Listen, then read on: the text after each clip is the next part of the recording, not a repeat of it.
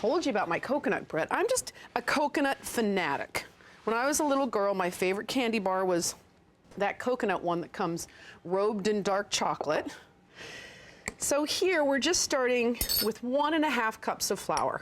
This is just one of the most basic, simple, quick breads, because of course it doesn't rise or anything like that. But this is something that if you're a coconut lover like me, I bet you it's gonna really become a part of your repertoire. 1/2 cup of sugar, 2 teaspoons of baking powder.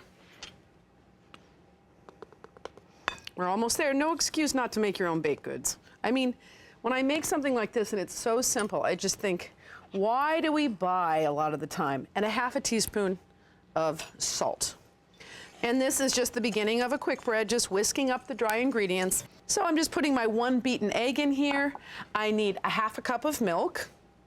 If you happen to have coconut milk, I have used coconut milk in here just to double up on the coconut, which is great. And a teaspoon of vanilla. And you just get all of this in here first before we get to the coconut part of the coconut bread. So just mix this around.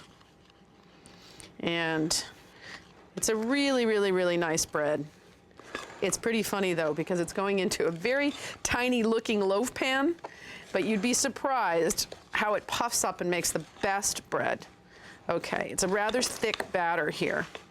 All right, now into this, which has been all mixed up, 1/2 cup of shredded coconut, my favorite part.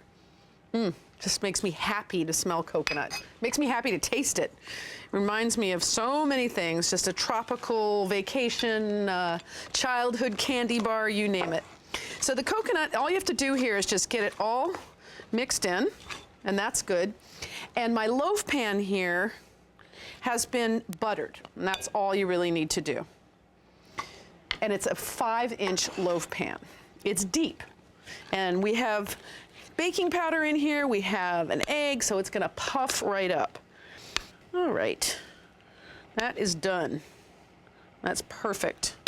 There's a little batter left, but that's for me later, because if you love coconut and you love batter, that's a batter you're definitely gonna have. So I'm just gonna smooth the top, and I have my oven preheating to 350 degrees, so I'm gonna just pop that in the oven. And that cooks for just about an hour. I'll take a look maybe 10 minutes before and just make sure everything's cooking beautifully. This is how beautiful it is. Now you might have thought this was a very, very small loaf pan when I got started, but this is a dense piece of bread, and so you don't want too much.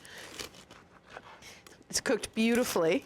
So I'm just gonna slice it, get it onto a board and serve it with the jam.